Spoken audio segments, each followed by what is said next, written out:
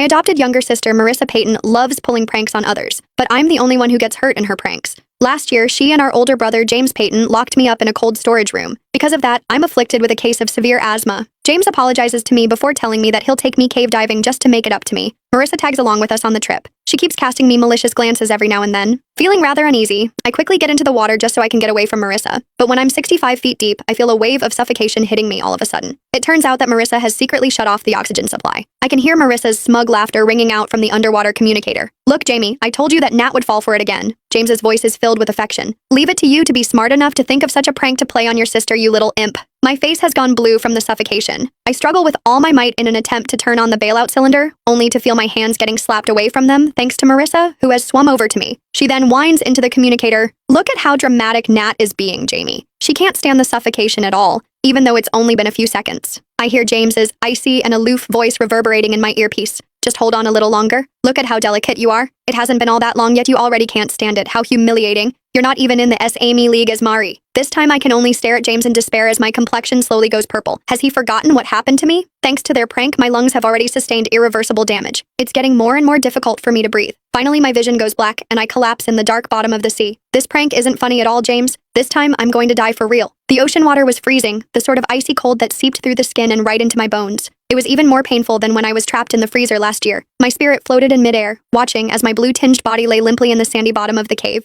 Marissa Payton, my adopted younger sister, swam over to me. Her swim fins stirred up a cloud of silt, which landed right on my face and covered it. Stretching out a leg, she kicked hard at my body. "Look, Jamie, Nat sure is going all out in her act this time. She isn't moving at all." Her delighted giggling came over the communicator, the sound filled with triumphant glee. The voice of James Payton, my older brother, swiftly came over the line, his tone coldly indifferent as he said impatiently, "Stop that, Natalie. It's enough to put on this show once. There's no need to keep pretending. Now hurry up and get up. Stop wasting everyone's time." I stared at James, my older brother by blood, as he held on tight to Marissa's hand. Clearly, he was worried about her getting swept away by the currents. He didn't even bother looking at me when he spoke, assuming that I was still throwing a tantrum at having my oxygen shut off. At that moment, our diving instructor, Jackson Morris, came over. Using the high-powered dive light he held, he shone it straight into my eyes. "Ms. Natalie, stop pretending. Your heart rate monitor already cut off earlier. Did you pull the sensor off yourself? With such outstanding acting skills, why don't you try your luck at winning an award?" Marissa's smile widened further. She's just trying to make Jamie feel sorry for her. After all, she's not as charming as I am. From where I was floating above their heads, I sorely wanted to scream at them that I wasn't putting on an act. I was truly dead. My lungs were already injured from when Marissa shut me in the freezer last year on April Fool's Day. She claimed she was just playing a prank on me. At the time, James stood beside her, glancing at his watch as he said,